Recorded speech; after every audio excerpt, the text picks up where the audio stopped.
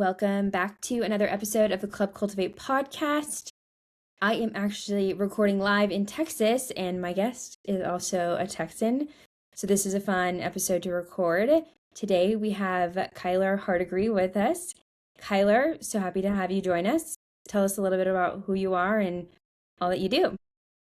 Hey Whitney, well, thank you so much for having me on. I'm excited for our conversation today. I grew up on a small farming and ranching operation in West Texas. My dad was primarily a cotton farmer and cattle rancher for most of my early childhood. But I like to say that he traded up like our dried up fields of cotton for the fields of oil and gas. That changed the trajectory of our family's operation. After that, we still had a production background. We still obviously had a small cattle operation. So I still grew up heavily involved in the agriculture industry. I grew up showing steers, lambs, goats, heifers. I was heavily involved in the 4-H organization. I was a state officer for the 4-H organization in 2017. And then after that, I went to junior college to judge livestock at Howard College, and then went to Texas Tech University and studied agricultural communications. And I actually got both my bachelor's and my master's. After that, I started my job about 13 months ago with the Fort Worth Stock Show and Rodeo on their communications team in the department. And team is kind of a weird word. We have 2 full-time staffs and 2 part-time staff, but definitely really grateful to be there. And yeah, that's a little bit about me. I did not know that you were a state officer for 4-H. I forget that there's this whole other world as an FFA kid, so that is very cool. And I didn't know that you judged in junior college. Have we talked about this before? I think we talked about it briefly. I did not have a glamorous judging career. I was not this like really great all-state, like I think, all-American. I had my name called out or number called out a few times, like at the American Royal for talking like a high set, or a few things like that happened, but I definitely wasn't ever like a top 3. I didn't win anything, but I did do that, and I think it just helps me so much with my livestock photographer background. And so, yeah, I did do that, and I'm so grateful for that experience and my time in a judging van. Special time, that is for sure. I guess for a little context, I didn't mention this in the intro, but I don't know that if we actually crossed paths while we were in Lubbock. Maybe we did a little bit, but I got to know Kyler because I did my master's at Tech, and I think we got connected, had a mutual friend group, and then also got to work a couple of shows together. So Right. it's been fun. I think we've only seen each other in person a couple times, but a lot of in between and passing and shows. So I've gotten to know Kyler, and have thought he'd be a great person to have on the show with his background and his fun job. But it's kind of a small world when continue to get to learn new things. Right. Okay, let's go into a little bit of your educational background. You went to JUCO, I'm assuming just like a general associate's degree there. Yeah, so I went to a junior college. I like to say that my life has always been planned out like way ahead of time. Like by the time I was a sophomore in high school, my mom was like, "You're going to Howard College to judge livestock. You're going to get associates in agriculture." And I did exactly that. I was actually the Student Government Association president there and ambassador for the college. And I was a teaching assistant my last year. So I just genuinely loved my time there and like fell in love with higher education. But genuinely, like the second I got there, I knew that I was going to go to Texas Tech and study ag comm. And so I did my bachelor's there. I was not like president of SGA there, but I was president of the Agriculture Communicators of Tomorrow organization, and was like heavily involved in mortar board and, different honor societies. And I knew when I got there, I was going to go to grad school, and I just always had those things planned out. And so when I went to Tech and got my master's, I was a teaching assistant for 6 different courses, and I was a research assistant. And I just was like always like that student and like that kid that was always wanting to be involved and wanted to be better. And so I helped teach the SciComm course for 4 different classes. And then I was a teaching assistant for Intro to AgComm my last semester with Dr. Akers, and then was also the teaching assistant for a graphic design course. So I was heavily involved in the teaching assistant side. And then I was a research assistant too. And I studied use of artificial intelligence for agricultural communicators, whether it was graphic design or, creating photos with AI, and actually won a national research conference with that research that I did good on that. And then I also won another research conference with my actual thesis, which was looking at mental health of agricultural producers. So my education's pretty diverse, even though it was all in AgCom. I definitely, did more than just, I think in undergrad, you learn the skills. In grad school, you learn how to apply those skills. And then I just wanted to always to go a step further and just continue learning. So fun, so many things.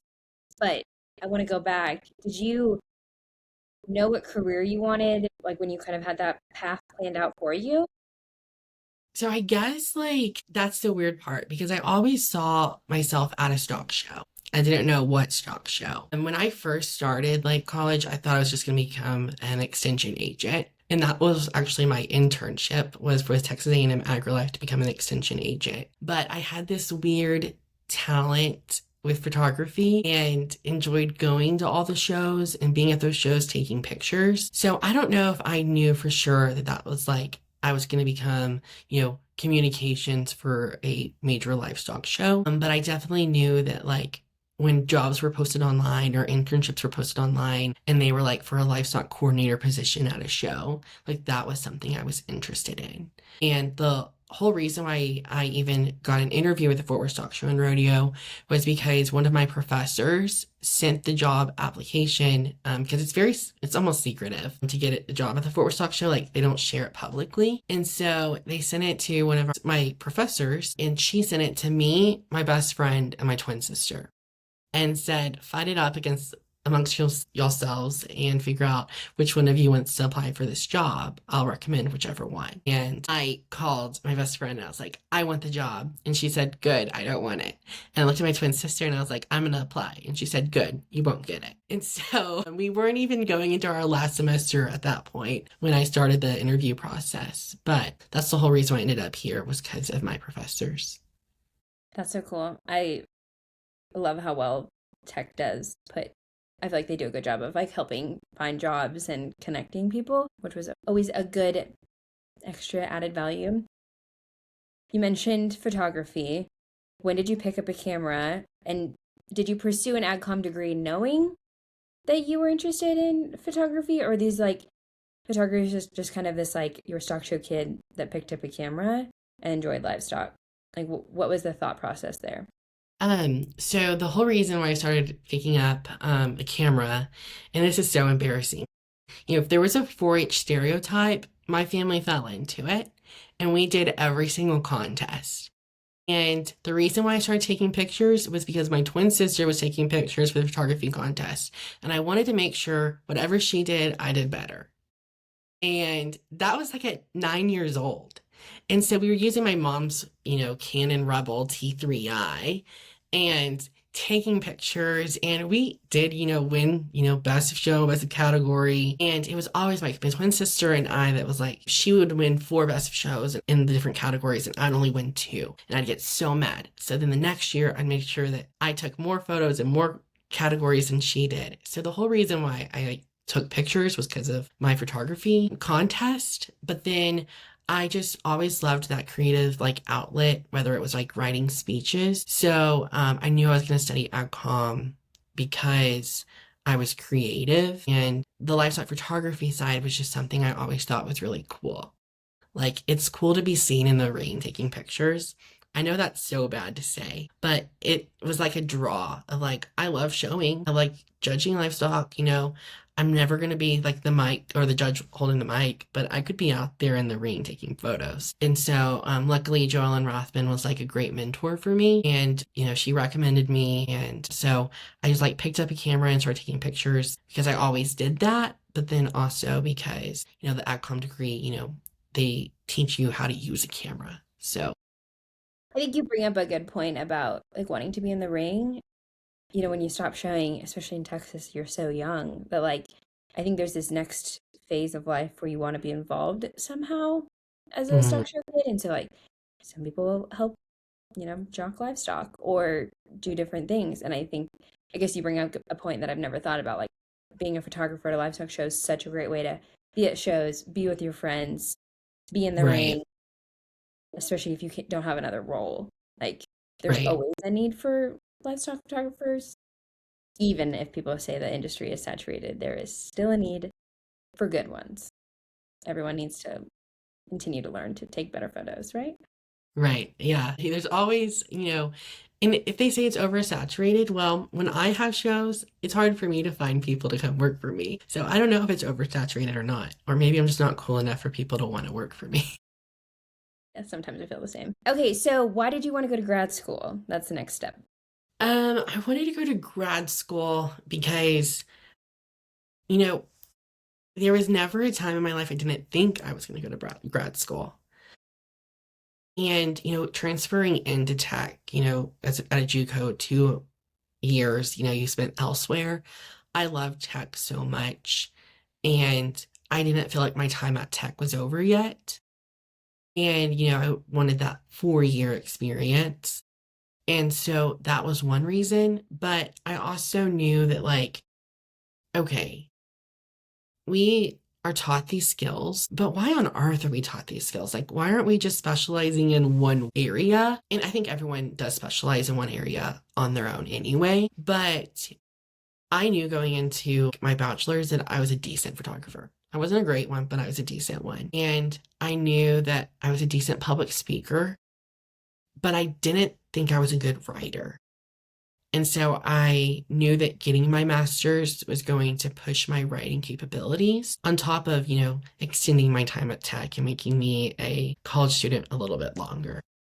Okay, so now that you've been through it, and I know you're not far into your job, but what was the biggest takeaway from grad school? Because I guess the reason I ask this is grad school for that comm world is such a interesting topic. I think there's a lot of different opinions on it. And so I ask these to shed light on your thought process and your perspective. Was it worth it? What was the biggest takeaway? Because it may help someone else as they're listening to this. Right. I think, I have friends that worked in agency, and in agency, you do use theory, but you're not taught how to utilize theory in undergrad. And so, when I was like going, well, what's my future career? I think learning how to understand and apply theory was my biggest grad school like takeaway. And I use that now when I'm running ad campaigns, at the stock show. It's just, like, okay, we have this theory of whether it's, and this is like a horrible example, but like, early adopters, if we start to decide to ground admission tickets online and not just in person, how many people are going to be early adopters? Who's most likely to be early adopters? And so just being able to like understand those and applying that in the real world setting, that was my biggest takeaway. Very interesting. I love that. So, grad school led to your job, and I know that probably the whole major season in Texas just kind of wrapped up. So, I thought it was fitting for us to dive into things post second show you've been a part of, correct? Right, second show, yes. Okay, so talk a little bit about what you actually do with your job. You mentioned earlier, team is maybe an interesting word to use because which I think is relatable to a lot of other ag com jobs where you're wearing a lot of different hats. So let's start with an overview of what you're doing, and then we can kind of dive into like what is stock show week or week and a half? Is it how many So it's days? 23 days. Okay, weeks, multiple, almost a month long. So let's start there, and then we can kind of dive into like what does that actual event look like? Okay, so my job for this for Section Rodeo is communications assistant. And so what that primarily means is I'm the social media manager for the shows. And so I'm like the on-staff photographer and videographer for the social media platforms. But I'm also a news media liaison. So, there's all these stories to tell in ag. Everyone has a story, but maybe some are a little bit more unique than others. And so my job, with the stock show is to go find those stories and then take them to a reporter. And so whether I'm pitching that or just taking the reporter to someone that I know, that's one thing that I'm doing like hands-on during the stock show. I'm also work with a digital ad agency to run all of our ads. And so I'm not our on-staff graphic designer. We do have a graphic designer who's in a different department from us. I'm so very fortunate for her. But I do still do have some of the graphic design. I'm also a copywriter. So we have a 208-page magazine, Rodeo Souvenir Annual, that gets dispersed every year. We print about 20,000 copies of those. And out of the 208 pages, I probably write 90 pages of copy for that. And I write news releases. I help manage the website. So my job's pretty diverse with this doc show. Like that's definitely not everything, but I'd say like primarily I'm the on-staff photographer and videographer and social media manager. My eyes, because you can't see this, 208-page publication is crazy. And to write that much, or like, that's a lot. And it's not like writing like everything's like a different like little story. Like, I'm writing like a little section on bronc riding or saddle bronc riding, which by the way, why am I the most qualified person to do that? Not sure. But like it's just like little snippets, but definitely write quite a bit. That is crazy. Do you write more than you expected to? Definitely. Yes. So we have a bi-monthly newsletter that I'm like the writer for, and I design like the layout and things like that. So definitely write more than I thought I did, but I do have a passion for writing and I enjoy doing it, so it's okay. That is good. I feel like there's a lot of people that are very, you said it earlier, like you kind of find your niche within the AgCom world. And so I think you either love writing or hate it, but we use it so much more than we realize. It's like, I Right. wish we learned a little bit more short form, social media, blog style, like how to do that instead of, I feel like it was a lot of feature stories and technical writing and different things. And I'm Right. like, But also, I had no clue how often, like, this is so probably bad to say, but how many news releases everyone like produces. Like, I'm writing 12, 14 news releases a day during the show. do yours get picked up? Do you track them? So a lot do get picked up. Like, especially if we're sending them to hometown newspapers. Like, a big portion of what we do is like, so and so exhibited the Grand Champion Lamb, Market Lamb, which will go in the Junior Sale of Champions on this day. Like, it's even as simple as that, like, that I didn't know really got sent out. And then I was just so naive on that part of the world. So, I felt the same way. And it's interesting how it's shifting the more digital or like the more news outlets, media outlets aren't as big anymore. So I right. was curious, which Fort Worth's a big show, but like I've seen a little bit from like Missouri FFA convention or Hmm. internationals. And so you're like, I just find it interesting how people are continuing to do that because we need those stories told. But Right. you're also posting a graphic online.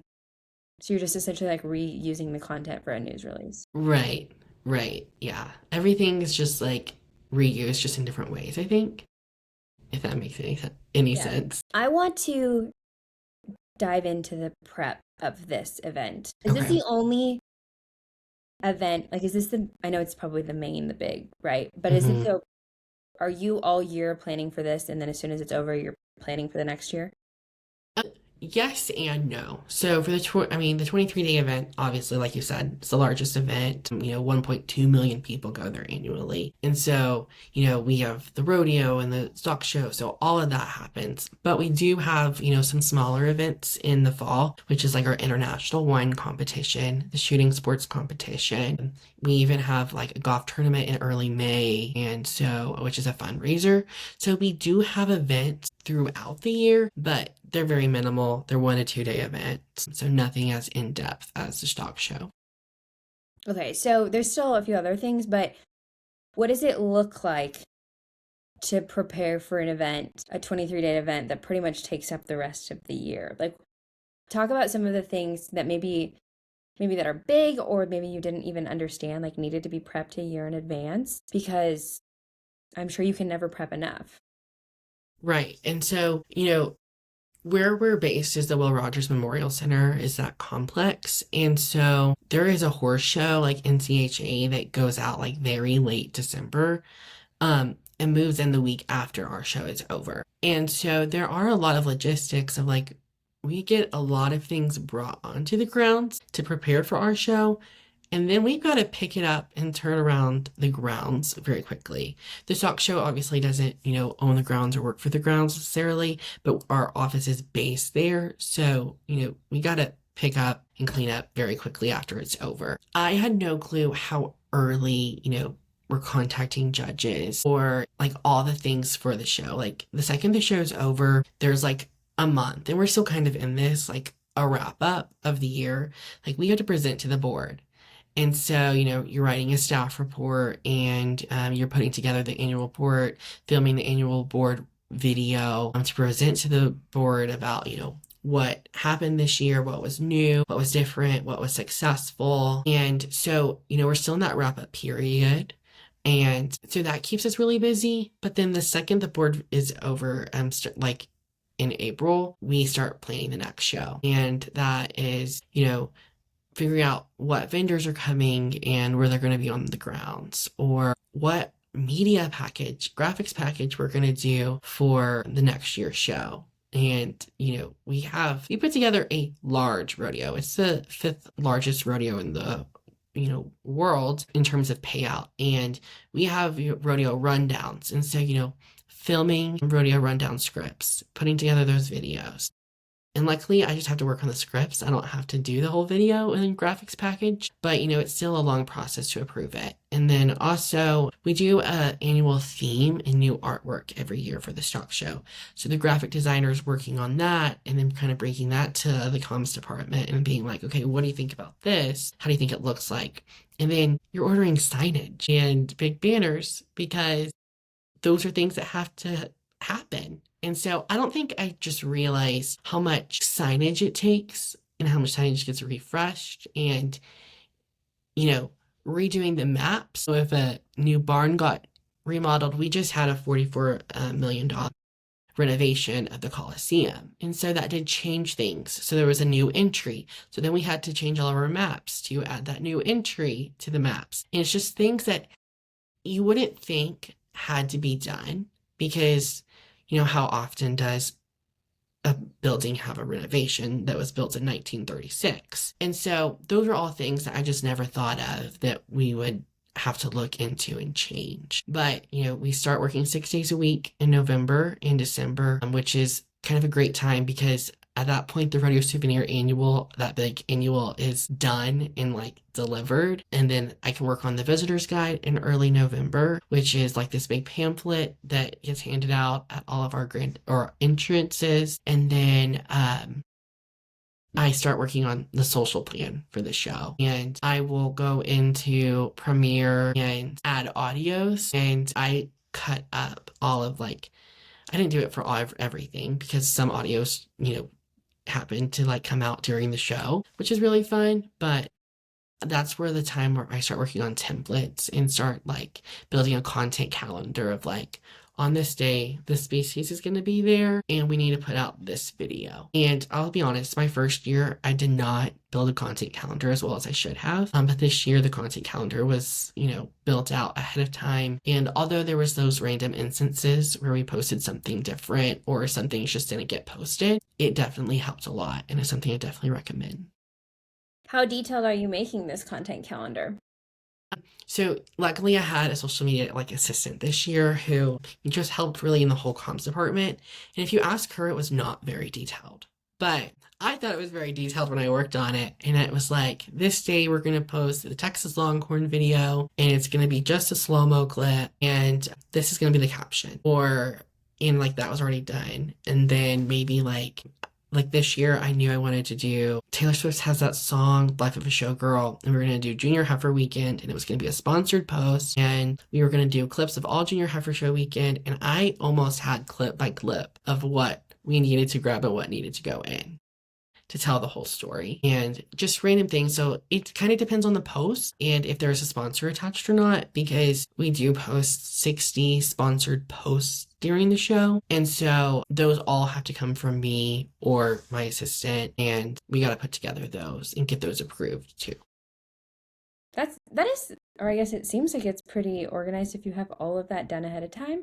You can correct me if I'm wrong, but I feel like events you want to be as planned as you can, but then and maybe it's just livestock, maybe it's something I feel like I deal with. Like, okay, show ran an hour late. Grand Drive, Right, I'd probably have set times for like the big ones, but like, this didn't happen at this time. You have this post scheduled for this time, but because timing changed or you have to be in two places at once, it doesn't work out as well as it can. So I guess right. how did you be flexible, and or was it like sponsored was like the most important because those were approved? I'll say my very first year, I almost focused entirely on making sure that we had a sponsored post, like, and all of those went out at the exact time and they had gone through the approval process. This year, I was a little bit like, okay, well, I approved it and it looks good, so I'm posting it, and whatever happens, happens. Like, hopefully, they won't be mad. And so they do take priority, but also, like, I had no idea and I can't plan that we're going to have a ice storm come to Fort Worth during the stock show. So I still was flexible. Like, you have to be flexible. You have to take things as they are. And I could have this amazing idea that, you know what, the grand champion reaction to whatever is going to be amazing and we're going to be able to post that. Then it happens and it's like, okay, I can't post that. Or, you know, just you have to be flexible and take things as they are and know that you can have these great ideas, but it's not always going to work out. And like, luckily, the having an assistant this year versus last year not having an assistant, I could send her to those events that I felt like were a little bit less important. Maybe that's a bad way to say. So I could stay at the grand champion selection of this market animal because it's taking way longer than expected. So you kind of just have to be prepared for what you need to be flexible for, or like Right. think ahead for what could go wrong. What is your guys' goal of social? Like, what is, maybe it's the board. What is the like, because I know some people are like, we need to post everything. We're trying to drive a message. Like, if overarching, do you guys have a vision or a goal?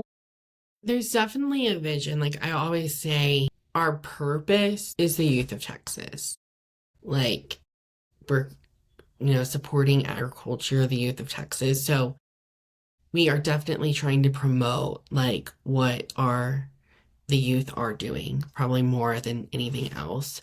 But also, we have a $1.5 million payout in our rodeo. So we definitely want to highlight our rodeo contestants. And, we have a rookie rally. That's a brand new event. So let's promote that event. Let's do a recap reel at the end of it.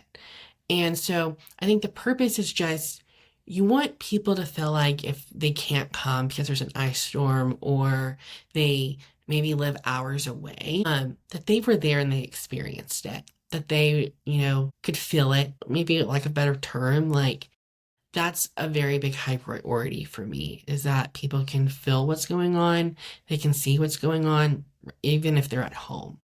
So that's probably our main priority. The board is very, good. And even my boss and all of the staff, like they trust me. They definitely want me to post everything. And sometimes they'll bring me an idea and be like, this is what I want you to do. And I'll go, yeah, I'm not going to do that. So I'm very firm in, what I believe and if it's going to work or not. And so, yeah, I think the goal is just, promoting the youth of Texas and making sure that we stick to our mission and our values and just promote that the best that we can. How does that look like in terms of actually covering things? Are you going to rodeo and getting the first 30 minutes and then posting stories? How fast, like, I guess, walk me through what it actually looks like during those 23 days, knowing that, like, you put this calendar together, you need to be at the events, but executing that plan is maybe different than planning it. Right. And it is a lot. Like, I don't think anyone realizes how much work it is to put on a 23-day event, especially when you're doing random things. Like opening day, I'm there at 3:30 in the morning. Opening day, I didn't leave till 1 a.m. And so you're dog tired. And I think I was so set on like making sure I followed the content calendar like opening weekend. And then after that, I was like, okay, we don't have to post everything. And so I'm also a really bad poster on stories. Like if we're just spamming the story to spam it, maybe you don't need it. Like there needs to be a reason that you're posting that. Um, you know, sometimes I think less is more. If there's a whole lot of like if there's nothing really happening on the grounds that day, then we're just gonna post a 6 post because I recognize that during the show and during the event, you have more industry people watching, your people that live in Fort Worth are watching. I recognize that there's the most amount of eyes on your event at that time. Yes, but I also recognize that not everything has to be a post. Not everything needs to be a graphic. And maybe there's this idea that I had that, yep, I was going to make this a post, but now that needs to go on the story because it's still a high quality story, but it's not just spamming the story to spam it. Are you across all platforms, and are you differentiating content that goes on platforms? I think if you're differentiating content for each platform, maybe your content needs to be a little bit better. Um, like I'll change captions obviously for X than I am for like Instagram and Facebook, but virtually anything I post on Instagram goes to Facebook. And a little life hack, and I don't know, maybe making my life way harder than I should be. Post natively on Instagram to where it also posts on Facebook because now the likes and the comments add up on Instagram and Facebook, so it looks like you're getting more views or organic traction. And then also recognizing that if a post did really well organically, maybe that needs to be your next paid ad because we still also have to run paid ads during the show to get people to either purchase rodeo tickets or come to the grounds because there's a whole audience that isn't seeing that content if they don't follow you. And so I post the same content pretty much everywhere. We have a TikTok, and TikTok, obviously has different sounds and music, so I'll have to change the audio for that most of the time. But for Instagram and Facebook, I'm posting the same content. Even to X, I'll do the same. And then adding that music natively in Instagram and Facebook really helps. Are you going into the event also knowing what you need to capture for the next 11 months to prep for the next event?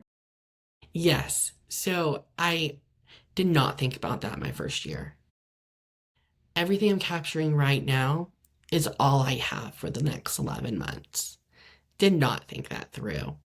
And so this year, I kept saying, like, this is what we're doing now.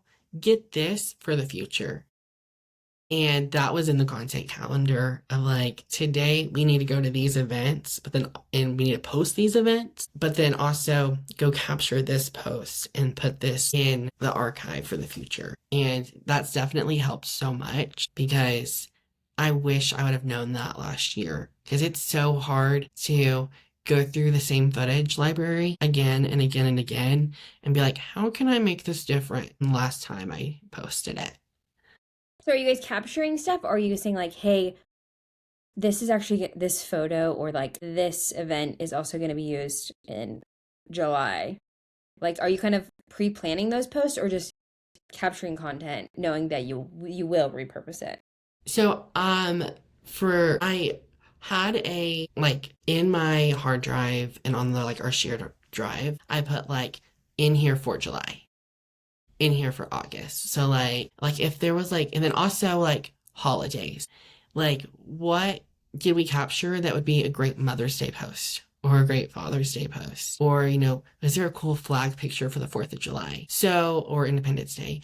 And so, like, just grabbing all those things and being like, let's make it as easy as possible for my future self, but also recognize that we can't always do that.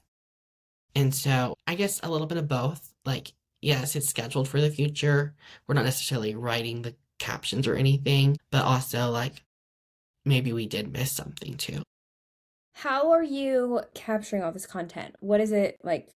What is your guys' setup? What are some of the things like logistically, if someone was listening that was like, okay, I need a camera, I need a mic, I need lights, I need, or is it all on the fly? Are you dumping stuff to your phone to post? Are you always editing? Right.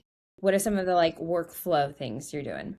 So I guess something I haven't touched on is that we do have a producer who does our commercial for the Forward Section Radio. The video I'm grabbing is not going to be in the commercial, and that's okay. And so I always have my Canon R5 on me, and then I even have my backpack. I have two Canon R5s. I think I've always had two cameras. I felt like even when I wasn't like that professional, that I'll buy one for myself and then buy one for my twin sister to use too. And so I've always just had two cameras. So I always had two cameras bodies on me. And then I didn't have the mics. Luckily, my assistant, Melissa Ashley, she's great if she does listen to this. She always had mics on her because she was more specialized in video. She has a more video background than I do. So she has a Canon RC and she had mics on her, and we didn't carry any extra lights. One, we don't really have like the time to set them up and make sure things were right. But our producer has a whole crew of like 5 people, and every video they had lights and they had these special mics, and like they had, all these gimbals versus everything I did was freehand because that's what's most versatile and I can run with it. Because I'm posting immediately. Almost everything I'm capturing is either going to be posted now or it needs to go into like the archives very quickly. Versus everything my producer is grabbing is going to be very high end and is what I'm going to use later in the year or in our commercial or for our board video. I love that. Just was curious from, like, I think you have to think about the speed element of covering shows. And, like, Right. knowing the goal is how you're going to run your setup because of all the things. So I appreciate you pairing that. Knowing that you've been through 2 of these, and there's a lot of other people that put on really big events and do social coverage and media and all the things. Just what is something that you wish you would have known beforehand to help do better for social, manage things better, like to just have a more successful time doing your job? So I've always been a perfectionist and I wanted things to look perfect. And I think recognizing that it is social media, nothing is that serious. It doesn't have to be perfect and perfectly polished. Like, I wish I would have known that going into my first show. Because I would go grab content and be like, that's not very good. Like, I'm not posting that. Or I'd go look at photos and be like, I just wish that looked a little bit differently. Because I had that livestock photographer background and like livestock judger background to where like the perfect calf is probably not going to be in the ring those 10 minutes I can go be in the ring. Like, and so I just had that perfectionist mentality, and I wish that I would just tell myself it's social media. It's not that serious. You don't have to be perfect. But I also wish I would have known, I think I was just so naive because I didn't realize that I was going to be the, rodeo videographer, and I didn't know much about rodeo. I didn't know the contestants. And so just being like, they are used to being grabbed, be like, hey, we're filming this for TikTok. Will you be a part of this like little short video? Like, I wish I just would have known that like, hey, rodeo contestants are used to this. It doesn't have to be perfect. Social media, not that serious. Like, that's just probably like, that's really bad advice, but just things I wish I would have known. I think it's great. And I also relate because you want to do a great job, but then you realize you have like 6 other things going on. This post is one of 10 in a day. Like, Right. people need to see it, but also no one else is looking at it the same way we as creatives, photographers. I mean, so maybe there's a handful of people that are like, so as long as it's still quality, but maybe not perfect, which, I mean, perfectionism is a whole other conversation today. Right. I have a lot of questions that we could dive into. We didn't even get into photography. Kyler's a very talented photographer. You still do some livestock shows, right? Right. I think I have a Texas, like a Texas junior show, and I have a new show this year. So I still have a couple of jackpots and I still help out other photographers when I can. And it's just something I really enjoy doing. So yes, I still have those things. And does really wonderful portraits, weddings, all the things. So definitely check all of his stuff out because I think his work is incredible. But I have 2 wrap-up questions that I like to ask everyone. First question is, do you have any podcast or book recommendations for listeners? So I've been very like terrified of this question because I have like the worst answer and it's like you're gonna think I'm a psychopath. I don't really listen to podcasts. I listen to yours whenever like one of my friends are on. And I don't read books very often. And like even when I drive, I don't listen to music. I am either talking on the phone or it's dead silent. That's why you thought I'd say you're a psychopath. Yes. So I don't do those things. And the last book I read was Keep It Shut. Know when to speak, when to say nothing at all, and when not to say, like what not to say, when to say something, and when to say nothing at all. My mom sent it to me and said, I'm gonna get you this. So I read it until like chapter 5, and it wasn't for me.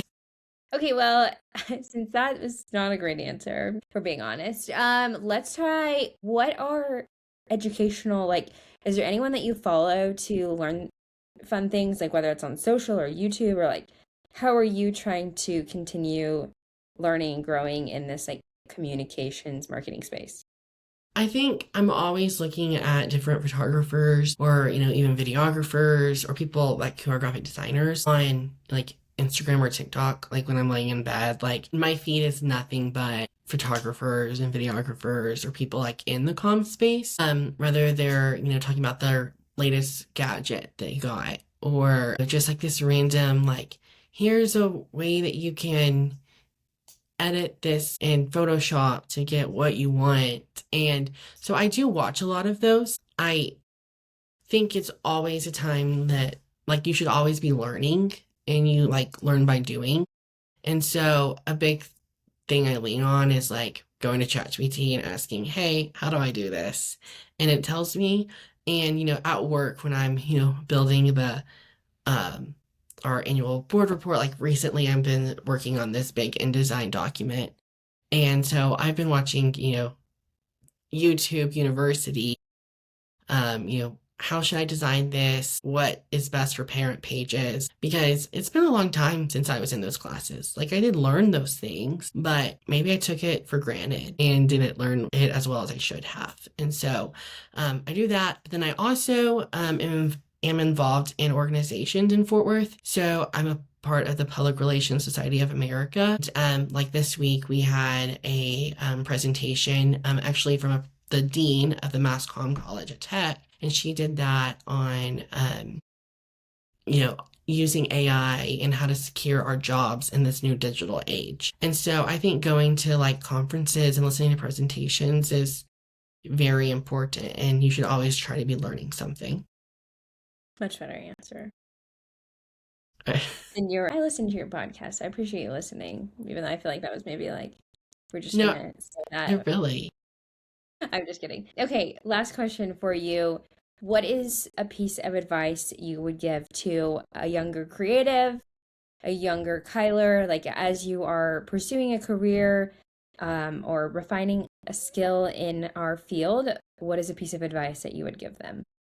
I think you should learn your camera and learn the capabilities it has. While I do think I have like talents across the comms field, I don't think I'm great at anything. I think I'm best at photography. So a lot of my advice comes from the photography world. And so I think learn your camera, learn the gear you have, but also invest in gear that invests back into you. Like there's nothing more heartbreaking than, buying a Canon Rebel and getting it for Christmas and then going into, your new AgCom class and thinking, yes, this camera is great. I can't wait to be a professional photographer and be the next livestock photographer in the ring. When in reality, we work in low light situations as photographers and like those cameras may not be the best for that. And so like the best thing I ever did was invested in camera equipment that was professional and were professional level. And I learned from there.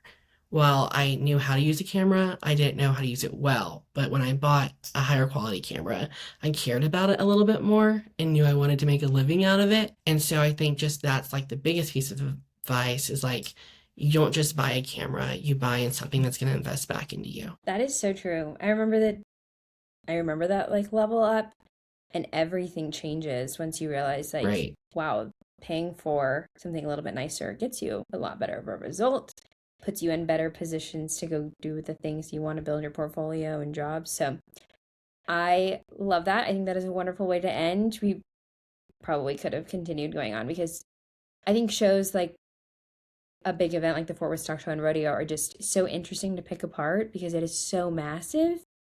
But then Right. knowing that you have such a small team doing it, like how do you do it? How do you do it well, quickly, all the things. So I appreciate you sharing your perspective and all the things. So, Kyler, where can people see your work, kind of follow along, or ever get in contact with you? So my Instagram handle is Kyler Stone Photo. I chose that because I thought Hardegree photography sounded weird. So Kyler Stone Photo, and then of course FWSSR. Check out all the things. Well, thank you, Kyler, so much for joining us today. Thank you, Whitney.